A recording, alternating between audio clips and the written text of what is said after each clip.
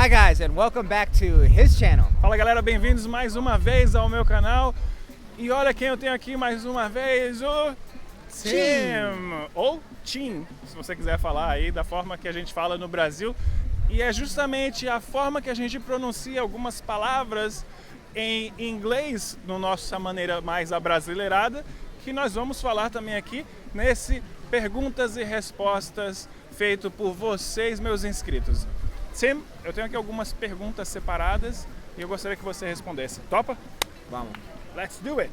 A primeira pergunta, ela veio de Viviane Rosa Cagliari. A pergunta era: quais são os maiores erros de pronúncia que os brasileiros cometem?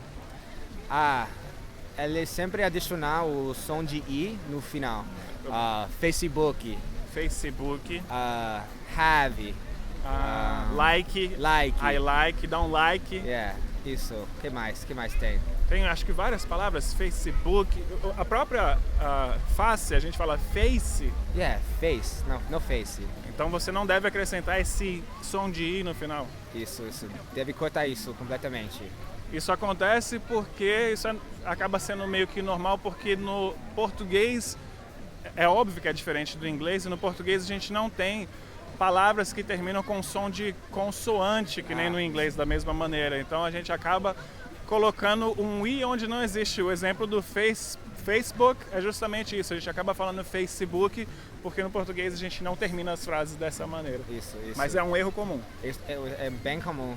Um outro erro que eu vejo bastante os brasileiros cometendo é a diferença entre palavra e mundo. Qual que seria essa?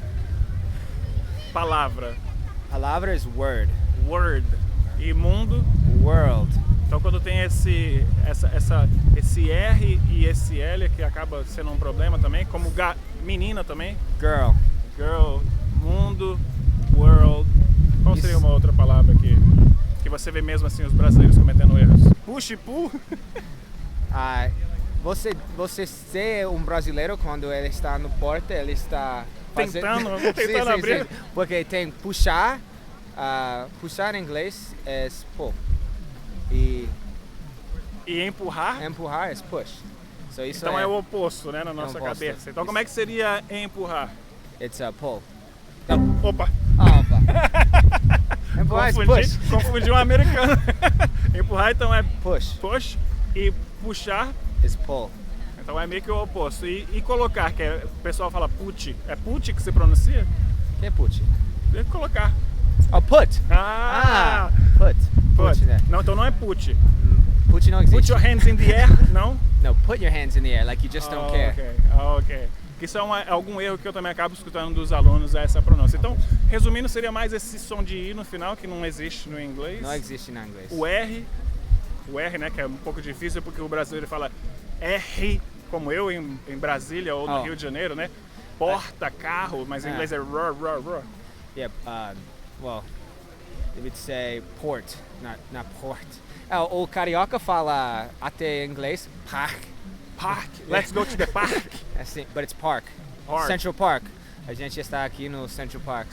Então tem que falar com R do interior. Interior, porta. Very good. Então vamos lá. A próxima pergunta vem do Guilherme Ferreira. Ele perguntou: o que faz você perceber que uma pessoa não é nativa?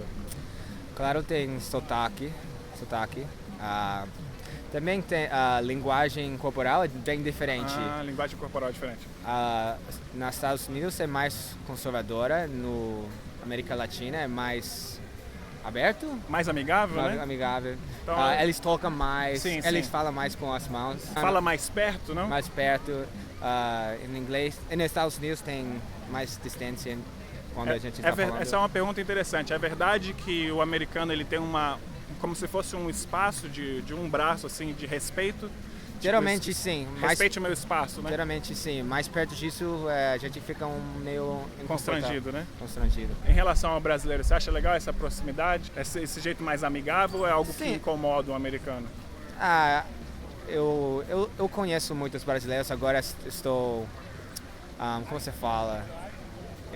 me acostumou. Me Já está acostumei. acostumado Sim, já. já acostumado. Legal. Ah, Mas é algo que os No americanos iniciante reclamam. é meio... Depende do americano, né? Depende do Depende da americano. região, porque também a gente tem um comportamento diferente, né? Isso. Do norte, do sul.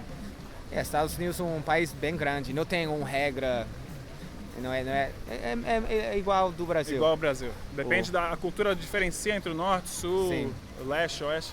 Isso. Lembrando para vocês, Estados Unidos é o terceiro maior país do mundo em território, Sim. com mais de 300 milhões em população. Então é uma diferença cultural bem interessante. Terceira pergunta, como é que fala terceiro em inglês? Third. Então a Word, third question é de Danilo Everton, ou Everton, eu acho que é Everton. Ele pergunta: como os nativos identificam a pronúncia diante de uma palavra que nunca ouviram? Isso é muito interessante. Então, como é que você, como americano, quando estiver lendo um texto de Shakespeare ou lendo, sei lá, a Bíblia ou alguma coisa bem complicada, como é que você acaba identificando a pronúncia? Tem como você só ler? Não, vou ler daquele jeito. O inglês não é um idioma fonético, você não pode ler e saber O som da palavra. o som de palavra. Tem que buscar no dicionário ou ouvir o palavra. Então você mesmo como americano, Sim. você precisa escutar aquela palavra.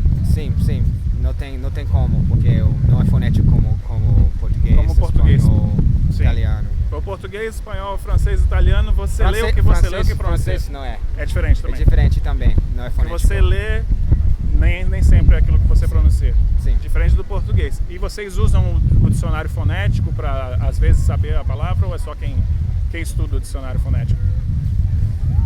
Nerds.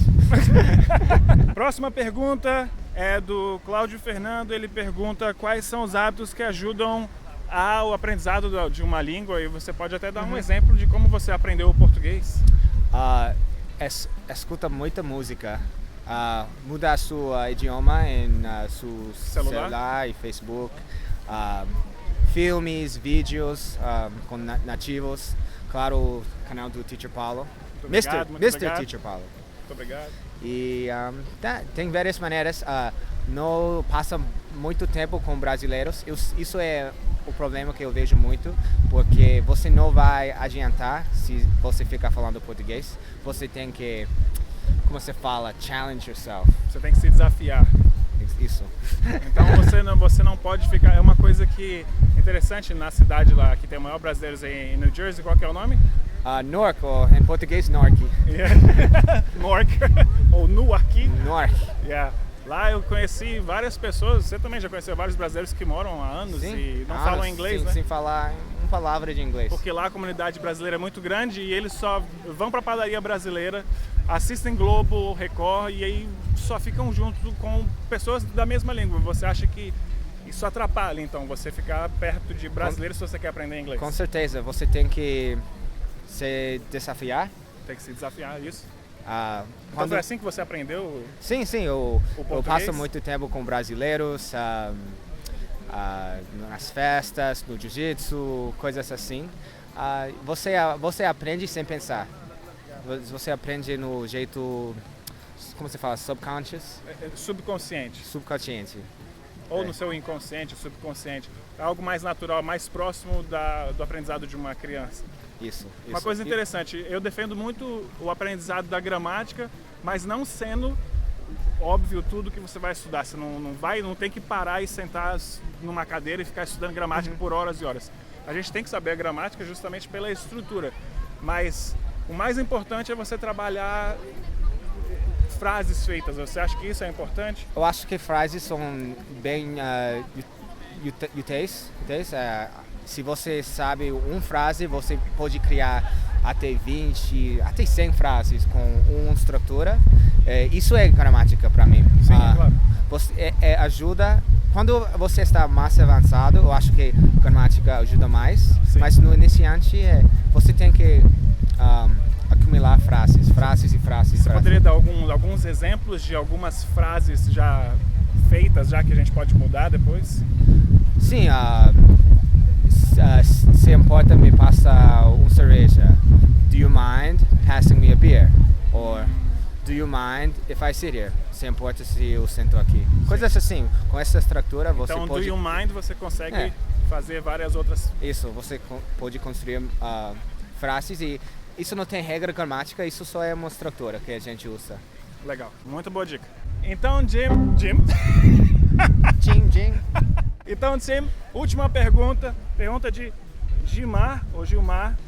Qual é a sua opinião a respeito do inglês falado pelos brasileiros? Se eles cometem muitos erros e se a comunicação é satisfatória? Bom, não é possível falar de um país inteiro. Claro, existem diferentes níveis. Mas eu acho que a coisa bom de brasileiros, na geral, é que eles são bem extrovertidos. Eles não têm medo de falar com pessoas que eles não conhecem muito bem. Até não sei a palavra perfeita, eles pelo menos tentam. Isso é importante. Tem culturas que têm mais medo de falar com desconhecidos. Isso ajuda muito, eu acho. Mas, claro, eles cometem erros, é natural no aprendizagem, mas eu acho que brasileiros falam satisfeitamente. E você acha qual que seria talvez um contra que você vê assim na comunicação do brasileiro? Por ele ser extrovertido, isso é bom, mas também tem algum contra de ser, não vou falar de qualquer jeito, você acha que isso acaba acontecendo? Tem culturas que são mais estudiosos, sim. Que passam mais tempo estudando. E isso tem lado bom e lado ruim, claro, mas você tem que, se você faz um erro, você tem que corrigir e a próxima vez não cometer o mesmo erro. Isso é um jeito perfeito para aprender, para não pegar mico. Você tem algum recado especial para dar para o pessoal que está assistindo agora? Para você, obrigado por me receber e para eles, nunca desiste. O processo de aprender inglês nunca acaba, continua assim. Então é isso, gente. Muito obrigado mais uma vez por você estar assistindo aqui. Agradeço mais uma vez aqui pela sua presença, Tim. É um prazer tê-lo aqui. Espero que a gente possa gravar outros vídeos. Claro. Com certeza eles vão. Tim vivo. Claro, Tim. Com certeza eles vão gostar disso. E depois a gente vai fazer um vídeo somente em inglês também para eles poderem praticar o listening. Perfeito. Então beleza, gente. Então é isso. Eu agradeço muito pelo seu carinho, pela sua atenção, pelo seu tempo. Não se esqueça de deixar o seu like, compartilhar e se inscrever no canal. E eu te vejo numa próxima aula. See you next class. Bye bye. Tchau.